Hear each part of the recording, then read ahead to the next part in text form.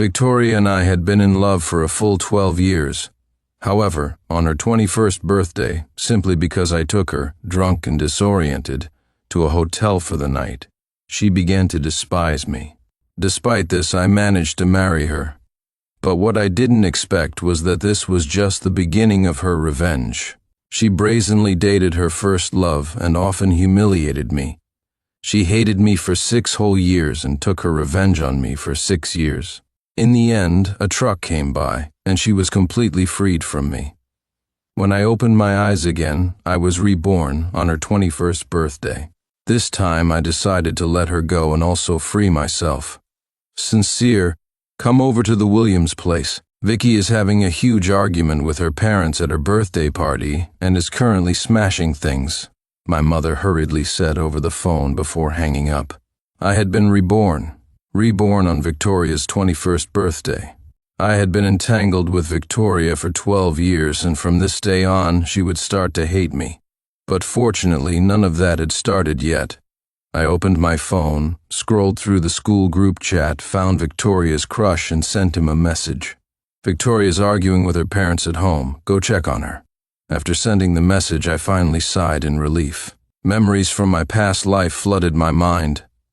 My mother and Victoria's mother were friends. I was a year older than Victoria and grew up together with her. In my past life, I also received a call from my mother, hurried over, and ran into Victoria just as she was storming out. She seemed to have had some drinks, her eyes were red, and she demanded I take her home. After we got home, she asked me to stay with her a while longer. I drank some more with her, but the alcohol was too strong and we both passed out. The next day, the news that I took Victoria away from her birthday party and didn't return all night was posted on the school's confession wall, even accompanied by a video of me helping her into the elevator and into the room, never to come out again. Victoria was the school beauty and rumors spread like wildfire. Although the post was taken down, gossip couldn't be stopped. Marry me. Let's get engaged. These were Victoria's words to me. I still remember that day. She was wearing a white dress, her head lowered and her hands clasped together.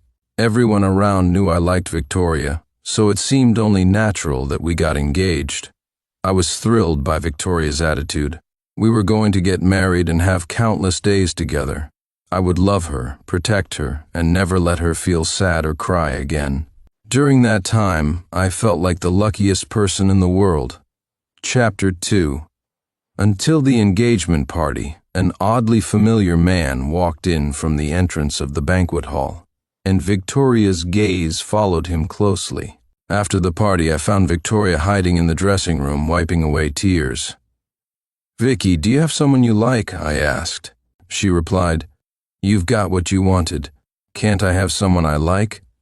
Her gaze was cold, and her tone was accusatory. She was clearly blaming me for breaking her and her lover apart. But in the past 3 years, I had never heard of her liking anyone, let alone dating. Though I loved Victoria deeply, I had no intention of forcing her to marry me. Besides, nothing had actually happened that night. I frowned and said, "Vicky, if you don't want to, I'll convince our parents to call off the engagement." She retorted, "Stop pretending, just set the wedding date." She glared at me and walked away. From then on, she began her 6-year-long hatred towards me. The phone on the table rang again, interrupting my thoughts. It was my mother. "Didn't I ask you to come? Why did that guy show up instead?" Now Vicky has left with him, and Beth is so angry she can barely. I still remember it vividly. It was the 2nd year of our marriage. She no longer wore that stern expression she had in the beginning. Occasionally we would sit together on the couch and watch an old movie, until she opened the photo album. With a look of disgust, she said, "Sincere, you really planned all of this from the start. You're disgusting." She slammed the door and left. Our relationship dropped to freezing point once again. What did I do? That photo was taken when I was 10 years old, showing my purest admiration for her. What part of that was disgusting to her? Later, I found out that Victoria hated me because of the provocations from the man she loved. I finally understood the reason behind her hatred. but I never had the chance to explain it to her. Or rather, she wasn't willing to listen to a single word I said. I planned to propose a divorce, but at that time the Victoria family was facing a financial crisis. Divorcing at that moment would be like kicking them while they were down. I couldn't do that. I couldn't let Victoria face the crisis alone. After helping the Victoria family overcome the crisis, I didn't propose a divorce again because, apart from seeing our elders, she never came home. We had become strangers living under the same roof. The love I once yearned for had completely turned into a commercial marriage. I thought that this was how things would be between us until we grew old. From a certain perspective, it was a form of staying together for life, until that man reappeared in Victoria's life. By then, Victoria had become an important member of the Victoria group. Our relationship didn't affect our cooperation, but it was obvious that the man was right. Victoria still liked him. In the photo sent by a friend, the man was tidying up her slightly messy hair. She looked up at him and smiled, just like the day we first met. So I said to her, "Let's get a divorce." After 6 long years, I was tired. Since the man Victoria loved had returned, I wanted to fulfill her wish. At least one of us could be happy. She asked, "What are you up to this time?" Her voice on the other end of the phone was as cold as ever. With the two companies recently starting a new partnership, she was worried I might use the divorce to breach the contract. I said, "It won't affect our cooperation." After some thought, I added, "Let's meet to discuss it in detail." I didn't call a driver and drove to her company myself, but I never made it to the destination. When the truck crashed into me, I saw a group of children on the sidewalk. Without turning the wheel, my car and I were crushed completely. Chapter 4. "Sin, thank you for taking care of my parents," read the message from Victoria. I frowned. Shouldn't she be with the man she loves right now? Then again, if that incident in the past life was orchestrated by that man, he surely wouldn't fall into his own trap. However, I was no longer interested in getting involved in their affairs. Exiting the chat with Victoria, I removed her from the top of my contact list. Just then, another message popped up. "Sin, I want to start a business. Will you join me?" The message was from my childhood friend Charles. I was stunned for a moment, then remembered that Charles had asked me the same thing in the past life. But back then, I was unconscious, then busy deleting videos and handling rumors, and later, preparing for my engagement with Victoria. This matter was left unresolved. Thinking of this, I immediately replied, "Yes, let's start tomorrow." On the other end, Charles responded, "What?" Clearly, he hadn't anticipated my quick agreement. I said, "Before starting a business, we need to do some research. We can't just stay local. That's not really starting a business." He replied, you're right. Following you, Sin, will definitely make it big." After discussing our ideas for a while, I decided to pack my things. As I stood up, the photo album on my lap fell to the ground. After a moment's thought, I threw it into the trash can beside the desk. The next day, after informing my parents, I left with Charles for another city. Leaving here was both for the sake of starting a business and for temporarily staying away from Victoria. In this life, everything between Victoria and me would end here. I wouldn't entangle myself any further, nor would I waste more time and effort on this matter. After arriving in the new city, it didn't take long for Charles and me to spot a business opportunity. With the experience from my past life, I knew what could make money now.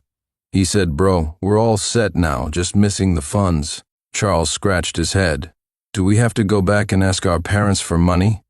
Just then the phone rang. Charles took out his phone and said, "Hey, Victoria's calling. She's probably looking for you." He nudged me with a knowing look and stood up to answer the call. I said, "If she asks about me, just say you don't know where I am." Charles was taken aback but complied, diverting her questions as I requested. He then asked, "Bro, don't you like her?" Charles looked at me with confusion. I smiled. "She has someone she loves. Do I look like the kind of person who would break up a happy couple?" I patted Charles on the shoulder and continued, "I'm going to freshen up." Seeing my response, Charles didn't say more, but I noticed from the corner of my eye that he was pressing his phone screen so hard it might catch fire. I knew he was spreading this explosive news in our friend group. I smiled wryly.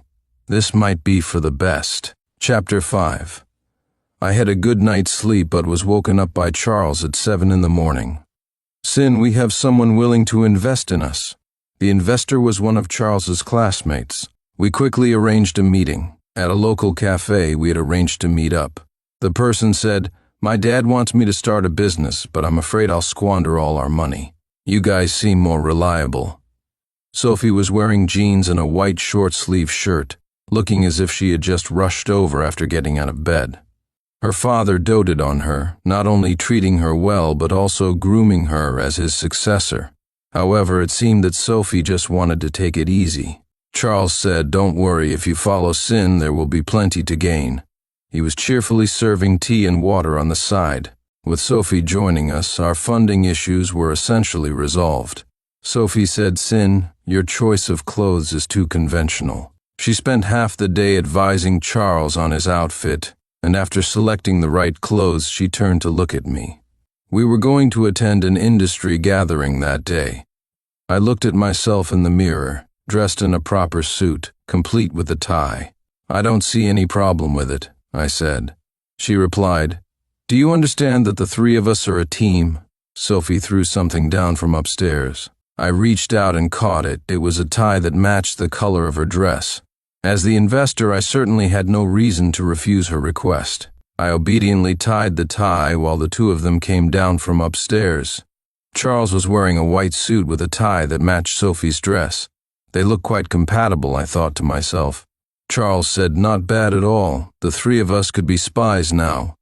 He walked over to me, raised his eyebrows, and mimed holding a gun. Sophie rolled her eyes and said, "You a spy?" Charles retorted, "Why not? That's how they do it on TV." Watching Charles and Sophie bicker, I relaxed and couldn't help but smile. This kind of life was pretty good. Even though Sophie had become our investor, she still ran around with us. She was very smart, quickly picking up anything and offering many insightful opinions, which surprised me. No wonder her father let her start her own business. With such a good mind, she could succeed in anything. We attended the banquet as our own people, unlike before when we would accompany our parents. We were all a bit nervous. Chapter 6. What I didn't expect was to see Victoria there. After all, we had known each other for almost 20 years. Seeing a familiar figure from afar, I knew it was her. But the person standing next to her was not her beloved. Sensing my gaze, Victoria looked over and called out, "Sin!" Her eyes lit up with a hint of surprise. She let go of the person she was with and walked towards me, lifting her dress. This made me a bit dazed. Previously, Victoria always seemed like a proud princess in front of me. For so many years in the past, I was always the one to approach her. When she was in a good mood, she would call me Sin. When she was in a bad mood, she would merely nod slightly to acknowledge my presence. It was rare to see her walk towards me with such a smile. Victoria came up and tried to link arms with me. I instinctively stepped aside, avoiding her. Her expression froze, seemingly not expecting me to react this way. When she looked at me again, her eyes were already red. "Hi, Vicky," Charles said, sensing the slightly awkward atmosphere. He stepped forward to greet Victoria. Since he was my good friend, he also called her Vicky. Victoria ignored Charles and continued to look directly at me. I asked, "Vicky, is there something you need?" I sighed inwardly, not wanting the atmosphere to be too tense, so I had to speak up. Hearing me speak, Victoria took a step back, putting some distance between us. She looked down and asked, "Sin, can you come back and marry me?" Her words stunned not only me but also Charles, who was beside me. With a petrified expression, what was Victoria doing? In the past I longed to marry her, but she hated me.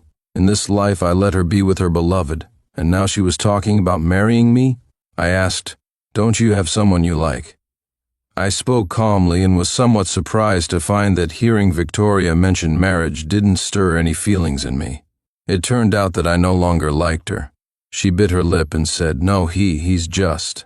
Victoria stammered, and at that moment a familiar voice called out, "Have you seen my brooch?"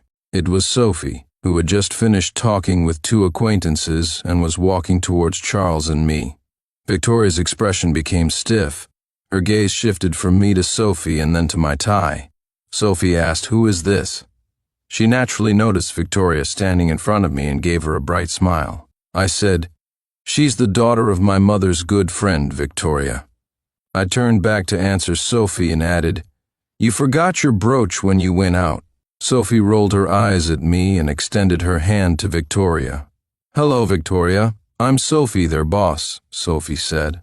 Charles retorted, "Do you even understand what a partner is?" He made a sarcastic remark, causing Sophie to pretend to hit him. Victoria finally turned around and noticed Charles's tie, seemingly realizing something, and let out a sigh of relief. Chapter 7. "Sophie, what's going on?" Sin asked, watching Victoria leave. Only then did Charles and Sophie walk over to me. I said, "How would I know?" "But you didn't even wear a brooch today." Sophie replied, "I thought you were caught up in some romantic mess and came to help you out. Who knew you wouldn't play along?" She winked slyly. Charles added, "What romantic mess? Sin has liked Victoria for many years now. Let me count, it's probably..." Watching Charles count on his fingers, Sophie burst into laughter. I said, "All right, enough with the embarrassment. There's nothing between Victoria and me, and there never will be." I gave Charles a slap on the back and said seriously, "Don't forget why we're here today." Sophie said, That over there is Mr. Smith, a friend of my dad. Let's go say hello." She pointed to the side. Charles and I straightened up and walked over. After the banquet ended, Charles and I had just dropped Sophie off when my mother's call came through. "Sincere, your Aunt Beth called and said Vicky has nowhere to go. Let her stay at your place for the night. I know you don't want to be with Vicky anymore, but she grew up under my watch. Even if you don't like her anymore, we can't just ignore her." My mother sighed. "We grew up together, and over the years my mother had come to see Victoria as her own daughter. Even though I no longer had feelings for Victoria, I couldn't just leave her stranded. I said, 'Send me the location. I'll go get her.' I had long since blocked Victoria's contact and didn't want to unblock her now just for this. Charles and I picked Victoria up from a hotel. She was still in her evening dress, looking a bit cold, hugging herself for warmth. When Charles stopped the car in front of her, she didn't react at first, frowning slightly. I had to open the car door and invite her in as usual.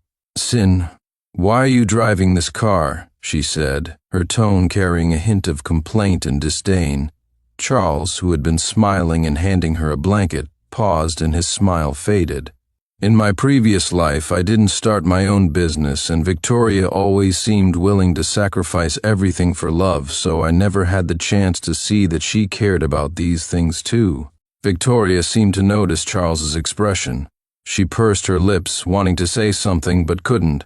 I asked, "You were already at the hotel, so why do you need to come to my place?"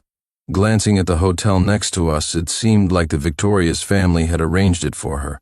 She said, "When I used to travel, our families would always be together, and you were always by my side. Now that I'm alone in the hotel, I'm a bit scared." Victoria grabbed my sleeve, her voice choked with emotion. I asked, "Then why did you come here alone?" She said, "I came to find you." It seemed my mother had told Victoria about my whereabouts. I sighed. "Victoria, I know you have someone you love. Now that I'm gone, you can be with him." She said, "After you left, Dad started setting me up on blind dates." Her words caught me off guard. Victoria had always been treated like a princess in her family. So why the sudden rush to marry her off? Thinking about it, I suddenly understood why Victoria wanted to marry me the moment she saw me today. She saw me as her lifeline. Frowning, I said, "I used to like you, but that doesn't mean I'm willing to marry someone who doesn't love me." The pain from my previous life was still fresh in my mind. We had been like oil and water. There was no way I would let that happen again. She said, "No, Sin, I like you," she explained anxiously. She didn't seem to be lying, which confused me even more. In my previous life, Victoria had loved that man so much. How could she compromise so quickly in this life? Not only compromise, but chase after me, claiming to love me? She had hated me for 6 years because of that man in my last life. Could it be that she was reborn too? As if guessing my thoughts, Victoria cleared her throat and said, "I saw the album you made for me in the trash bin, so that was it." I let out a sigh of relief. "You should know why it was in the trash, right?" Victoria was wrapping herself in the blanket.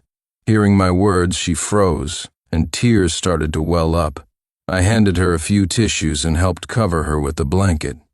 If she had been reborn, it was better to lay everything out clearly. I said, "Vicky, since you know everything, you should understand that I never forced you. Now that we have a second chance, don't hate me anymore, and don't see me as a lifeline." Victoria continued to sob. I sat next to her, memories of our past life flashing before my eyes. Victoria coldly telling me to get out of her room.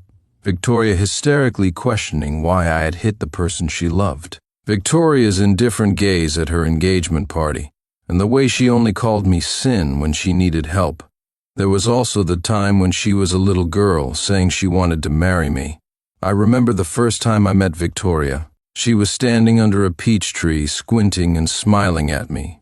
That moment was the proof of my 18-year love for Victoria, and the 6 years of painful memories I could hardly bear to recall.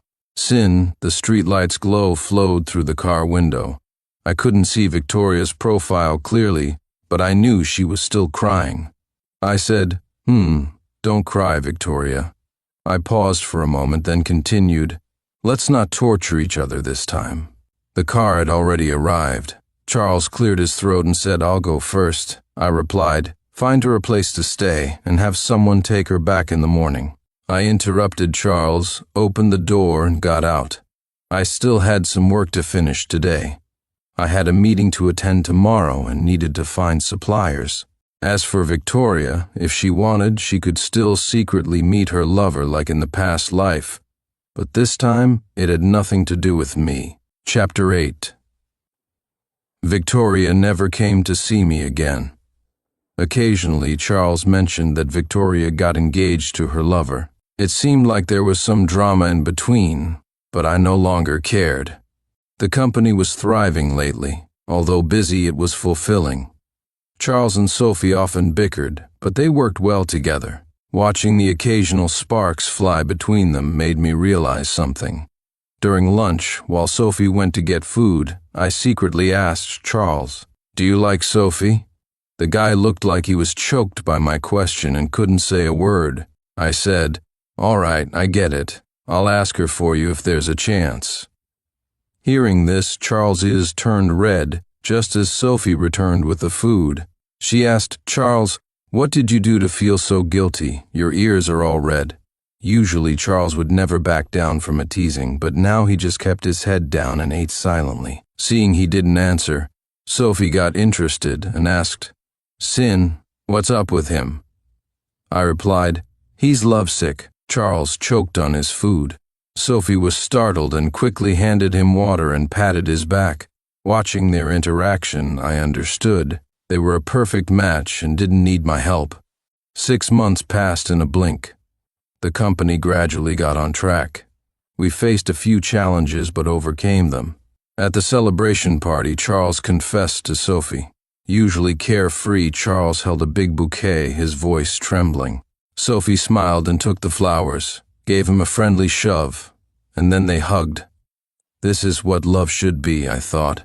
Love should be like this, not like my one-sided, torturous past where we couldn't stand each other. With those two pairing up, they turned their attention to me.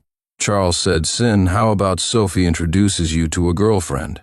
Sophie added, "Yes, Sin, I have a friend who's smart and beautiful." Seeing I didn't respond, Charles dragged a chair and sat beside me.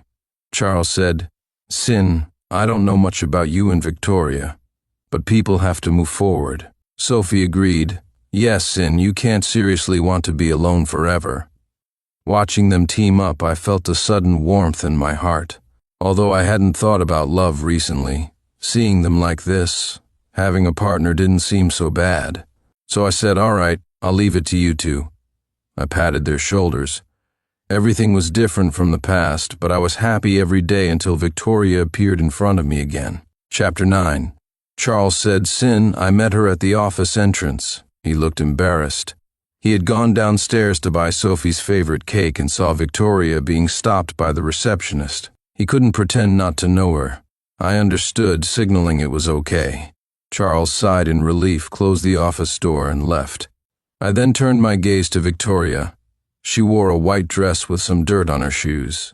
She seemed thinner after all this time. When she saw me, she straightened her back slightly. She said, "Sin, I'm sorry." After a long time, I had some guesses about her sudden apology. Maybe she found out that the misunderstandings between us in the past were orchestrated by her lover. Perhaps in my past life, I secretly hoped she would realize her mistake before I died and feel regret or guilt. But in this life, I truly didn't care anymore. I rubbed my temples and said, "Everything I did for you before was willing. It's all in the past. You don't need to apologize. If anyone deserves an apology, it's the past me who's already dead." Hearing this, Victoria's hands trembled as she covered her face. She said in a shaky voice, "It's all my fault. I realize now that I love." The office door opened at that moment, and a female voice said, "I want barbecue this afternoon." Before seeing her, I heard her. She was my girlfriend, Emmy, also Sophie's friend. She's kind, cute, smart, and most importantly, she likes me and I like her. We met half a year ago. Together, like an ordinary couple, we would eat and chat. She made me realize that a good relationship can truly empower a person. "Sure," I replied. "I know a great place to eat." I looked at her and couldn't help but smile. Noticing Emma's gaze shift to Victoria, I stood up and walked over to her. "This is Victoria, the daughter of my mom's good friend," I introduced. Turning to Victoria, I said, "This is my girlfriend, Emma." "Hello," Emma greeted. "Are you joining us for dinner? You must be tired from such a long trip." Victoria paused, seemingly puzzled as to how Emma knew where she had come from. I smiled knowingly and looked at the girl next to me, whose eyes reflected the same happiness as mine. Victoria then asked, "Can I speak to Sin alone for a moment?" I was surprised by her request. I didn't think there was anything that needed to be said without Emma hearing. "Whatever you need to say, you can say it in front of." Emma interrupted me with a smile. "It's okay. I'll wait outside." With that, she walked out and closed the door behind her. Victoria looked up at me, her voice choked with emotion. "I love you, Sin. It was only after you died in the last life that I realized I loved you. In this life, I thought that since you didn't like me anymore, I would be with him." But she couldn't stop crying. In the last life, she always had a stern face when she was with me. This time, it seemed like she had endless tears.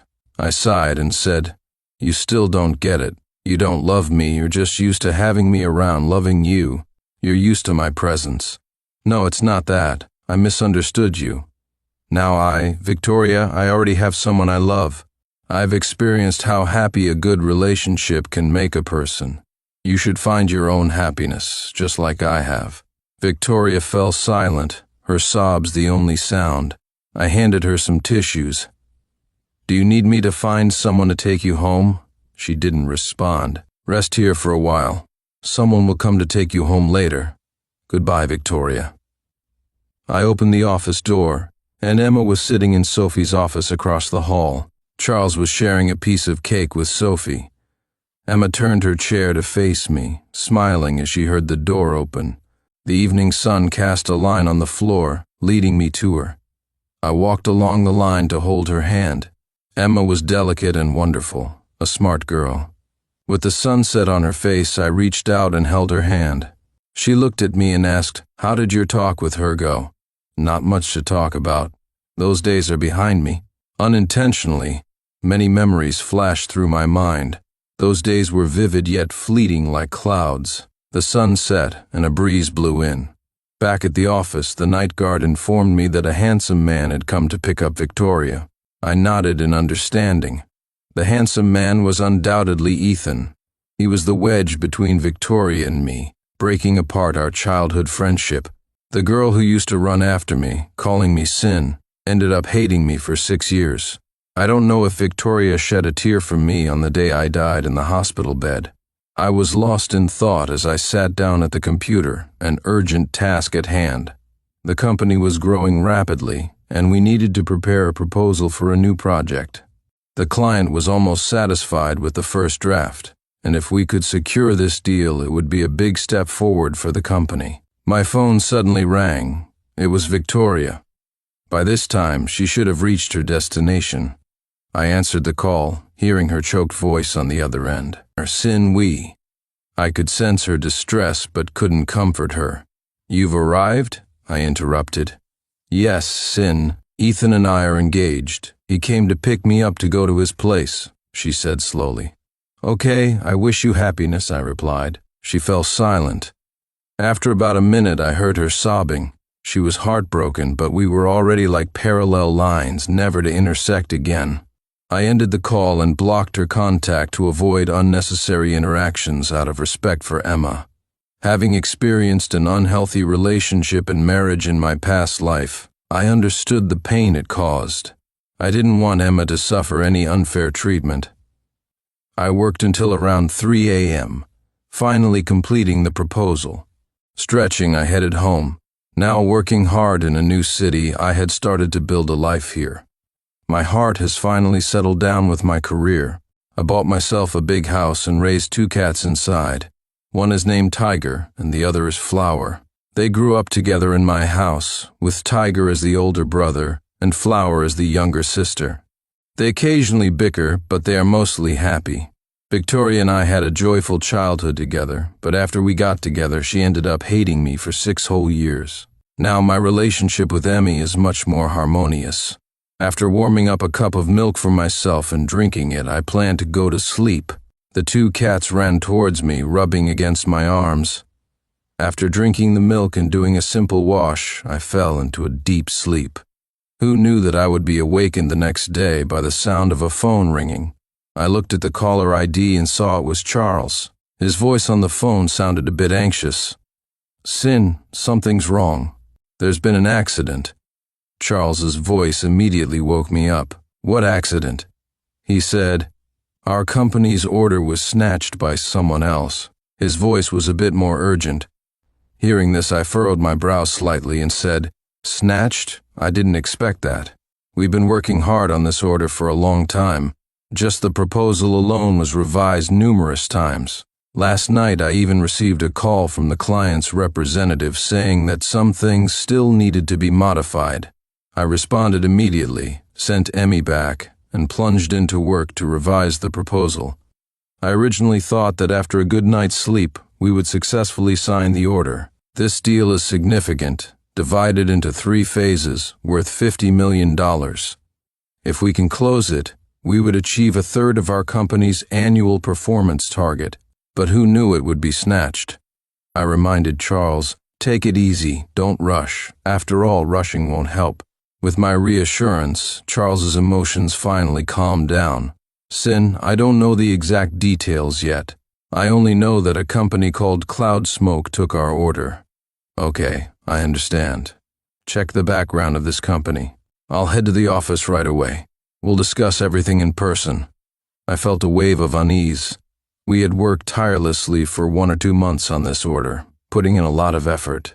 It would be upsetting for anyone to have it snatched away. Okay, Charles agreed and hung up the phone. I quickly got up, did a simple wash, and rushed to the office. On the way, I muttered, Cloud Smoke? Could this company be related to Victoria? When I arrived at the office, I went in quickly. Charles and Sophie were there, along with several core management members of the company. Sin, you're here, Charles greeted me. Mr. G, the others called out to me. Sophie nodded at me, her brows slightly furrowed, indicating that the situation was serious. The rest of the employees in the office also looked over. Not wanting this issue to affect everyone's work, I said, let's go to the conference room. We headed to the conference room. Facing the crowd, all eyes were on me, but everyone seemed a bit heavy-hearted. Charles, who has a straightforward personality, stood up immediately and said, Sin, the company behind Cloud Smoke is run by Ethan. Ethan is the one engaged to Victoria. Charles seemed to have more to say but hesitated. I understood what he wanted to say, that the fact this company is named Cloud Smoke likely has something to do with Victoria. Yet, out of respect for me, he didn't continue. Seeing Charles struggling to hold back, I said, "Go on." Charles hesitated for a moment and then said, "Sin, do you think this has anything to do with Victoria? Recently she's been coming to our company frequently." I replied, "It shouldn't. We haven't had much interaction with her. This order was known only to our internal team. I haven't mentioned it to anyone outside, including Victoria." I explained the basic situation, and as they listened, their expressions changed slightly. "Sin, but Ethan is really disgusting. First Charles paused, glanced at me, and held back the rest of his words. "Sin, I'm sorry, I just feel disgusted by this guy's despicable actions." I acknowledged with a nod. I understood Charles's words. I didn't have a good impression of Ethan either. Charles's words, though harsh, were essentially true. In our past lives, he used underhanded methods to steal Victoria's heart from me. Now, in this life, he's here to steal my business. I even suspect that the car accident I had in my previous life was orchestrated by him. Sophie suddenly glared at Charles and said, "If you can't speak properly, then say less.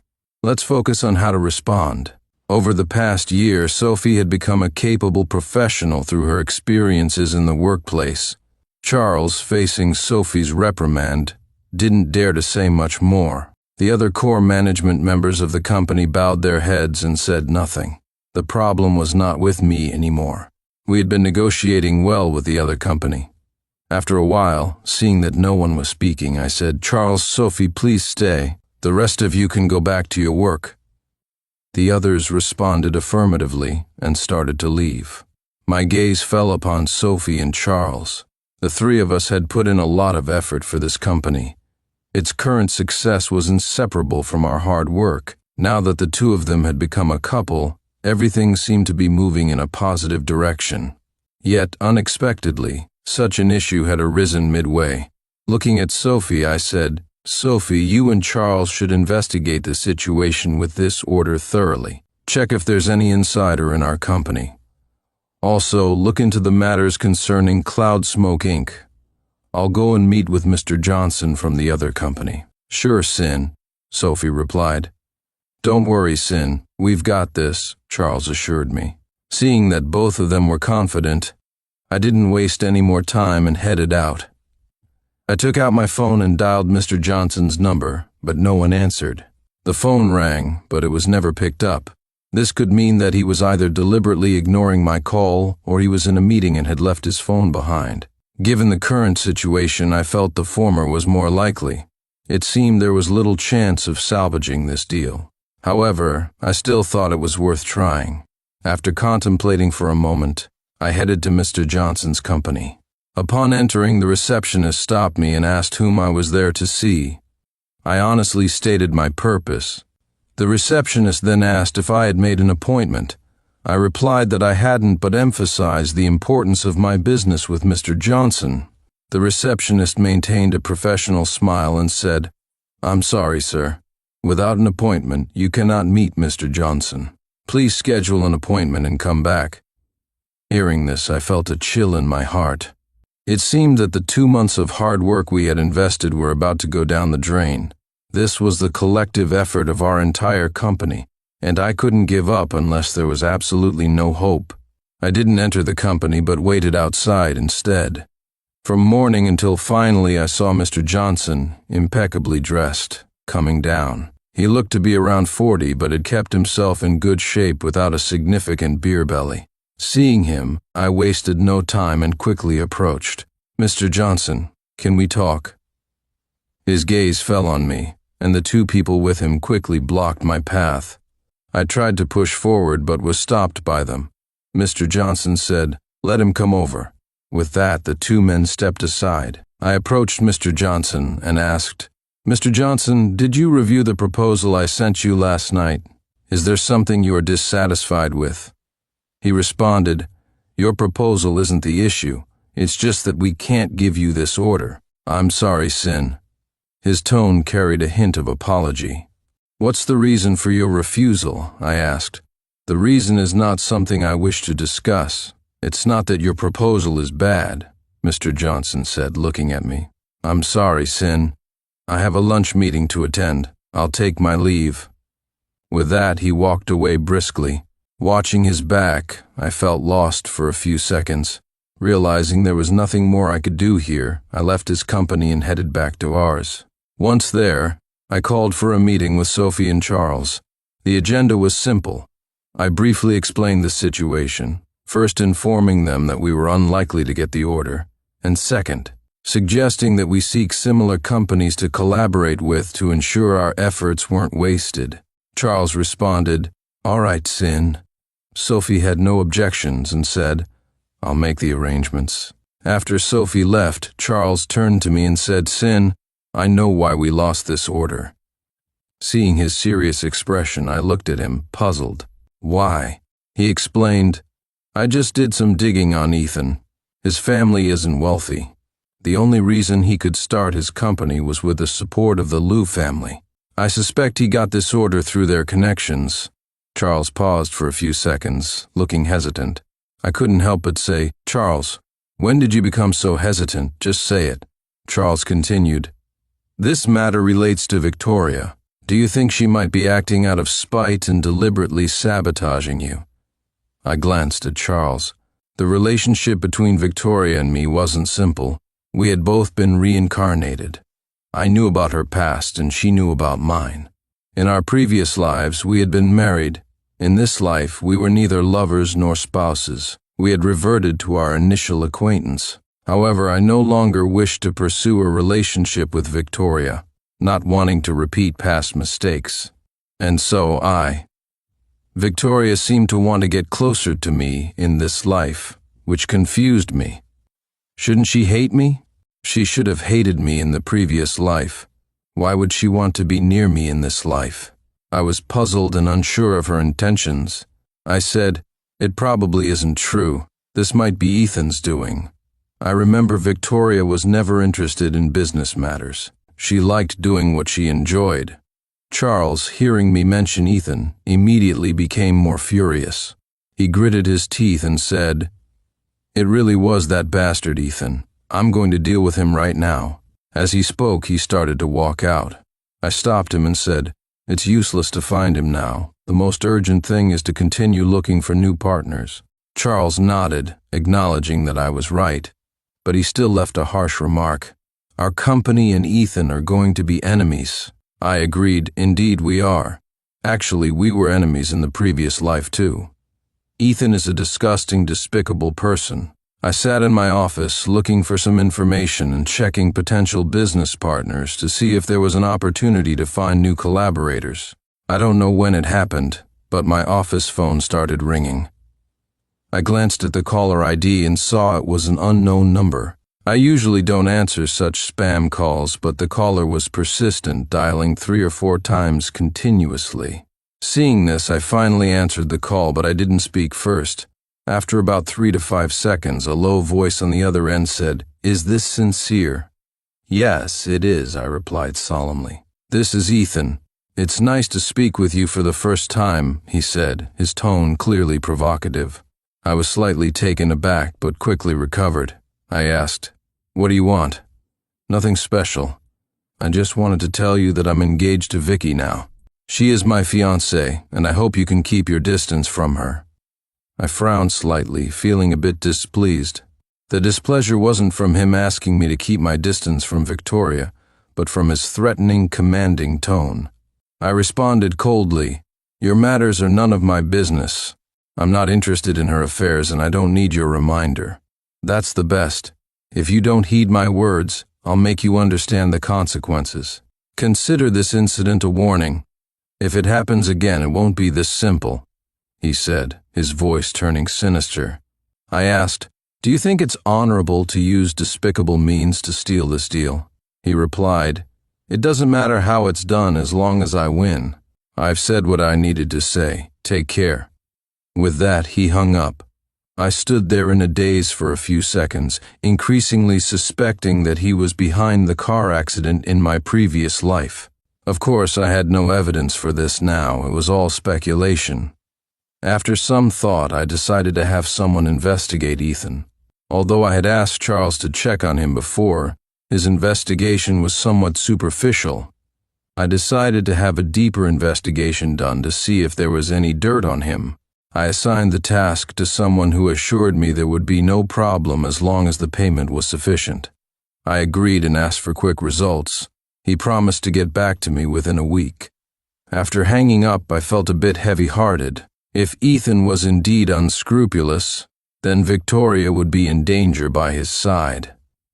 Perhaps I should warn her, but I didn't think it was necessary. In the afternoon, Emmy called and invited me to dinner, saying she was already waiting downstairs at my office. I agreed and said I would be right down. When I saw Emmy, her long hair was flowing, and she wore a floral dress with a smile on her face.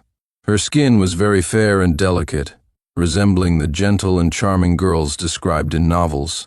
"I'm here, Sin," she waved at me. I ran over to her and she smiled, asking, "What would you like to eat today? My treat." "If you're treating, I'll eat anything," I replied. At the restaurant, Emmy kept smiling.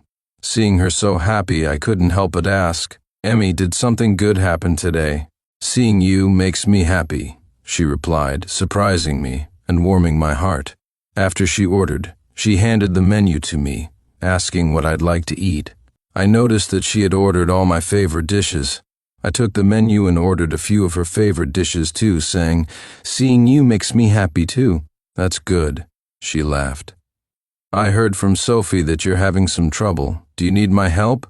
"I'm ready to step in any time," she said, waving her small fists. I waved my hand, saying, "It's not time for you to step in yet." Suddenly, my phone on the table rang again. I glanced at the caller ID and saw another unknown number. I initially thought it was Ethan again and wanted to hang up, but Emmy suddenly said, "Answer it." I looked at her and saw that she, propping her chin up with a curious gaze fixed on me, I hesitated for a moment before finally pressing the answer button and putting the call on speaker. To my surprise, it was Victoria's voice that came through. "Sin, it's me. You blocked my contacts, so I had to use a different number." Frowning slightly, I asked, "What do you want?" At that moment, Emmy gestured at me, moving her 2 fingers as if they were walking legs. I knew what she meant. She wanted to excuse herself to give us privacy. But I quickly shook my head and said, "You don't need to leave, Emmy." As soon as I spoke, Victoria's voice came through the phone again. "Is she with you?"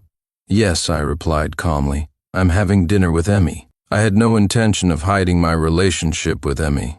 I didn't want to be part of an unhealthy relationship. Emmy, hearing this, graciously greeted Victoria. "Hello, Victoria." There was a minute or two of silence on the other end before Victoria spoke again. "Sin, I called just to tell you that the issues at your company have nothing to do with me. It was all Ethan's doing." "Got it," I said expressionlessly. "If there's nothing else, I'll get back to dinner with Emmy." "Sin," she started.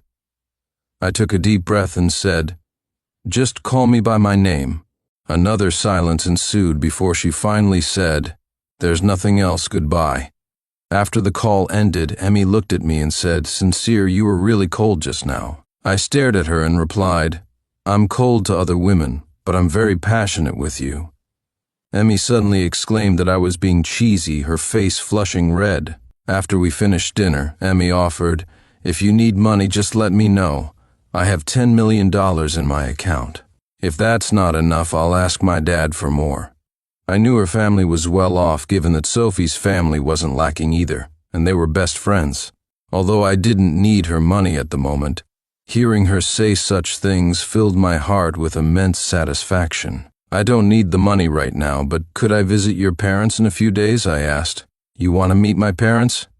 Emmy's face turned a deeper shade of red. "It's so sudden. I'm not prepared." "Don't you want me to meet them?" I questioned. "No, it's not that. I'll call them right now," she said, her blush deepening. Before I could tell her not to rush, she had already dialed her mom's number. "Mom, I have something very important to tell you." Emmy started as soon as the call connected. "What is it, Emmy?" Her mom's voice came through. "Your future son-in-law wants to come over and meet you and Dad," Emmy said playfully, giving me a mischievous look. Her words made me nervous. "Really? When?" Emmy's mom sounded pleased. Seizing the opportunity, I greeted, "Hello, Auntie. This is Sincere." "Sincere, you're there too?" Emmy's mom seemed surprised. "Yes, Auntie. Emmy and I are having dinner. We were talking about visiting you and Uncle. When would be a good time for you?" "Any time is fine, even tomorrow," Emmy's mom replied. "Sincere, I've heard a lot about you from Sophie and Emmy. I'm curious to meet my future son-in-law." Seeing how friendly her mom was eased my initial tension. "All right, I'll visit in the next couple of days." "Great. I'll let Emmy's dad know. Just inform us beforehand," her mom said. "Will do," I assured her. Her mom then turned to Emmy. "Emmy, don't be too hard on Sincere, okay?" "I know, Mom. How could I bully my future husband?" Emmy stuck out her tongue playfully, looking adorable. After a few more words, they ended the call. Emmy looked at me. "See, my mom is already so warm and welcoming to you." I smiled. "Isn't that just perfect?" After dinner, Emmy and I took a stroll nearby. Sensing that I was in a low mood, she quickly suggested we visit an arcade. We played some childhood games, which helped lift my spirits. Around 9:30 p.m., I took her home. 3 days later, I found a new business partner. They expressed interest in working with us, and their company's strength far surpassed that of Mr. Wang's company. They even mentioned that if our proposal met their expectations, they would offer us a 30% premium. This meant that a $50 million deal could potentially increase to over $60 million. I shared this news with the company, and everyone was thrilled. I personally revised the proposal several times over the next week, and we finally secured the deal. The entire team was overjoyed, and I gave everyone a 2-day break along with a bonus. Charles came up to me and said, "Sin, this is what we call a blessing in disguise." I responded, and after taking a couple of days off, I was ready to get back to the grind. The next day, I received a call from the investigator I had hired. He told me the report was ready and sent it to me. I said great and paid the remaining balance. When I opened the file, it was all about Ethan. I read through it carefully and discovered that Ethan was a man who climbed the social ladder by using women. He had previously squandered other women's money, and one had even committed suicide by jumping into a river because of him. His real name wasn't Ethan, but Nathan. My expression changed slightly upon reading this. It was quite unexpected. This guy had deceived at least 10 women. Now his interest in Victoria must be part of a similar plan. I initially wanted to warn Victoria immediately, but then I remembered that she, like me, had been reborn. She should be on guard. After all, she had been reborn and must have encountered something related to Ethan. About a month later, we completed the first phase of the project for our client. They were very satisfied with our efficiency and quality, and they promised to give us all their future projects. We were thrilled. About a week later, I received a call from Mr. Wang, who had previously rejected us. I hesitated for a few seconds before answering. "Mr. Wang, what brings you to call me today?" "Mr. Sin, I have to admit I'm in a tough spot. The company I gave the project to can't handle it, and now I'm in a bind." Mr. Wang sounded embarrassed.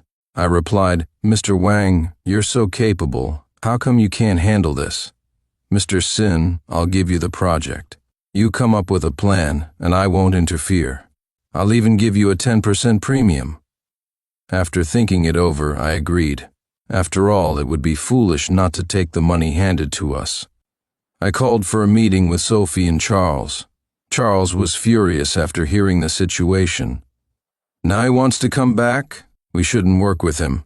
Sophie rolled her eyes at him. "There's money to be made. Why not cooperate?" I agreed with Sophie. "That's right. Everyone, let's work hard and finish Mr. Wang's project." Everyone agreed and left the meeting room. On the same day, Ethan called me yelling, "Sin, what do you mean by stealing my project?" I replied, "Nothing, just doing my job." "Fine, you'll pay for this." Ethan threatened me. I was displeased. "Nathan, I called out his real name. He was stunned for a few seconds. "Who's Nathan? I'm Ethan." "All right, Mr. Ethan, take care." I hung up the phone. I didn't expect that this call would almost lead to an accident. One day, while driving home from work, a car suddenly rushed towards me. Fortunately, I managed to avoid it. This near accident made me realize that Ethan was a very dangerous person. After some thought, I sent Victoria the information about Ethan. What she chose to do with it was her business. I believe she also had a strong dislike for Ethan. After handling these matters, I couldn't help but feel relieved. The company was growing rapidly, and everything was going smoothly. I also met Emmy's parents, who were very pleased with me. Emmy's mother, in particular, was quite enthusiastic and often invited me over. After visiting a few times, she asked when Emmy and I would get engaged. I said, "Any time." I quickly discussed it with my parents, who were also very happy. Although my mom was a bit disappointed that I didn't end up with Victoria, whom she had always liked. She quickly took a liking to Emmy once she met her and urged us to get engaged soon. Both families agreed, and we were very much in love. It was the perfect situation. We chose an auspicious date, and about a week later, Emmy and I got engaged. The day was lively and filled with joy. Sophie and Charles, the matchmakers, were definitely present. After the engagement ceremony, I was exhausted and went home to rest. The next morning, I saw news about Ethan. He was arrested for fraud and intentional harm, having deceived more than 10 girls. It became a hot topic, and everyone despised him. Around the same time, I received a call from Victoria. "Sin, thank you for helping me." I replied, "I wasn't helping you, more like helping myself. I find Ethan disgusting. Although I can't prove he was involved in my accident in my past life, the clues suggest he is ruthless. After all, I almost had another car accident earlier." Victoria was silent for a moment. She said, "No matter what, I have to thank you. Ethan is not a good person. I know that too." I mumbled an acknowledgement and suddenly didn't know what to say. Both of us fell silent for a while. She said to me, "Sin, congratulations on your engagement." "Thank you for your blessings," I replied. She said, "I'm about to go abroad to study, planning to learn something. If things go well over there, I might not come back." Her voice seemed to carry a slight tremor, but no matter what happened between us had become a thing of the past. We had become complete strangers. I said, I wish you all the best and hope you find happiness." After that, I hung up the phone. About a month later, Sophie and Charles had their wedding. Emma and I attended as the maid of honor and best man. In this love story, the two truly managed to consider each other and love each other deeply. I envied them, and of course, I was also grateful to have Emma by my side at that moment. Holding her hand and looking into her eyes, I thought to myself that I would be happy with her forever. Victoria's side story: after Sincere called, I started packing up my office and the adjacent lounge. When I wasn't at home, I mostly stayed at the company, but I didn't want him to know that. After all, he had always been so excellent since we were kids. So much had happened between us, and my pride constantly reminded me never to bow down or admit defeat. Although I was a bit puzzled about why he suddenly proposed a divorce, I still felt a slight sense of relief. Perhaps we really were a pair of ill-fated lovers who never had the chance to live a peaceful life together. Now that we were separating, it might be a good thing. But when the moment of separation finally came, the anger and resentment in my heart disappeared, leaving only an indescribable melancholy. I picked up our photo from the desk, just about to stuff it into a drawer when the police called. "Hello, are you a family member of Sincere? Please come to the Central Hospital." Time seemed to stop at that moment. When I regained consciousness, I was already on my way to the hospital. Later, I couldn't really remember how I felt at that moment. I only remembered that I didn't shed a single tear until I returned from the hospital to our home. As if possessed, I walked into his study. The photo album on the bookshelf was placed at the bottom, but I still spotted it right away. I remembered the last time I saw this album, we had a huge fight. And now, seeing the album again, He was no longer in this world. I took a deep breath and opened the album. The first page was a photo of us from our first meeting. The picture showed us as children, with a nice sunny day in the background. Sincere had his eyes slightly downcast, his eyelashes casting a shadow on his face. Those were good times. Yes, Sincere and I weren't always like this. We grew up together. He was my best friend, my brother. He was very handy, making beautiful flower crowns for me during picnics and calling me a little princess. He excelled academically, especially in math, spending countless afternoons patiently tutoring me in the yard without ever showing annoyance. He was a great cook, making delicious dishes like braised pork and stir-fried greens that I loved. He would flick my forehead with his finger, but it never hurt. He would take me to amusement parks and cover my eyes in haunted houses. When I fought with my parents, he would take me away. I knew his pressures and responsibilities, and he understood my pride and sensitivity. We were the ones who understood each other best. Later, I got into the same university as him. On the day he helped me choose my dorm room, I was still looking forward to our next 4 years together. But then, I met another guy named Ethan. He said he liked me, taking me to the beach on his motorcycle at high speeds, making my heart race. He asked if I liked him too. Feeling my heart pounding, I was confused. Until then, I always thought I liked Sincere, so I told Ethan that. Ethan said, "What you feel for him is dependence. You even call him brother. Affection is not love." Maybe Ethan was right. I had mistaken dependence for love. That evening, Ethan and I sat by the sea, the waves hitting the rocks beneath our feet. He kissed the back of my hand, and I didn't refuse. Later, I introduced Ethan to my parents. Then, Sincere and I got drunk, and he stayed at my place. After that, the footage of us in my apartment elevator spread throughout the school. I didn't understand why he did that. Ethan suggested, "Maybe he wants to be with you." I was incredulous. We had known each other for so long, and I knew Sincere wasn't like that. But that day, it was indeed Sincere who went home with me, and only I, Ethan, and Sincere knew the location of my apartment. My father said, "If you marry Sincere, we can get through this crisis."